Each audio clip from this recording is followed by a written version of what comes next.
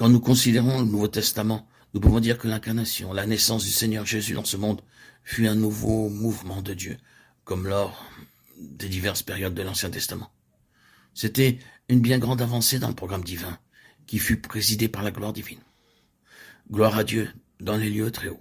Luc 2, 14. Il eut donc encore la gloire au début de ce nouveau et puissant mouvement de Dieu, parce que la finalité de cette incarnation devait être glorieuse. Il est venu pour le rétablissement de la gloire de Dieu sur cette terre. C'est aussi l'objet de nombreux cantiques. Ensuite, nous serons d'accord pour dire que le jour de la Pentecôte fut un autre grand pas en avant dans le déroulement du plan de Dieu. Dieu progresse, et c'est là encore une marque évidente de ce progrès de Dieu à travers les âges. Le jour de la Pentecôte était une avancée divine et céleste. Et quelle gloire ce fut alors! Jean nous dit très clairement que la venue du Saint-Esprit fut sur la base de Jésus glorifié. Il a déclaré « l'Esprit n'était pas encore », parce que Jésus n'avait pas encore été glorifié. Jean 7, 39. Démontrant donc que l'Esprit fut donné lorsque Jésus fut glorifié. Ce fut encore sur la base de la gloire que Dieu agissait. Nous pourrions aller encore plus loin et en considérant quelques-uns de ceux qui furent des instruments individuels à l'origine des nouveaux mouvements de Dieu. Nous voyons qu'un nouveau mouvement de Dieu s'accomplissait par le moyen de Pierre. Il n'y a aucun doute à ce sujet. C'est réellement un nouveau mouvement.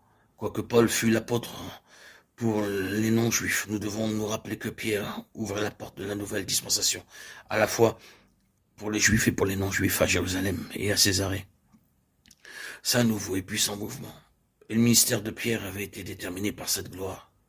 Il nous est dit qu'il était avec Jésus sur la sainte montagne et vit sa gloire, de Pierre 1, 16, 18. Cela avait incontestablement impulsé une dynamique formidable dans la vie de Pierre. L'Esprit Saint avait interprété tout cela pour lui le jour de la Pentecôte. Il reçut une nouvelle compréhension de l'Écriture et en saisissant le Seigneur de manière toute nouvelle, le ciel fut ouvert. Ce grand principe de la gloire avait eu une très grande influence sur le ministère et sur l'œuvre afin que Pierre persévère jusqu'au bout. C'est aussi clairement démontré dans le cas de Jean, qui fut avec Jésus si longtemps comme son co-ouvrier et son apôtre, du moins dans Jérusalem. Quand nous considérons le début du livre de l'Apocalypse, une fois encore, nous reconnaissons que nous sommes en présence d'un nouveau mouvement. Un nouveau mouvement pour la restauration de cette gloire tellement obscurcie et si limitée dans les églises au cours de cette période. Le Seigneur vint vers Jean, à Patmos, dans une vision. Mais c'était une chose si glorieuse, et les visions étaient, elles aussi, tellement glorieuses, que plus d'une fois Jean fut complètement prostré devant le Seigneur. Cependant, il fut relevé, grâce à l'impact irrésistible de la vision de cette gloire. Apocalypse 1, 17, 19, 10, 22, 28. Et que pourrions-nous dire à l'égard de Paul, ce merveilleux ministère, si riche et si glorieux était né le jour où il vit la gloire sur la route de Damas.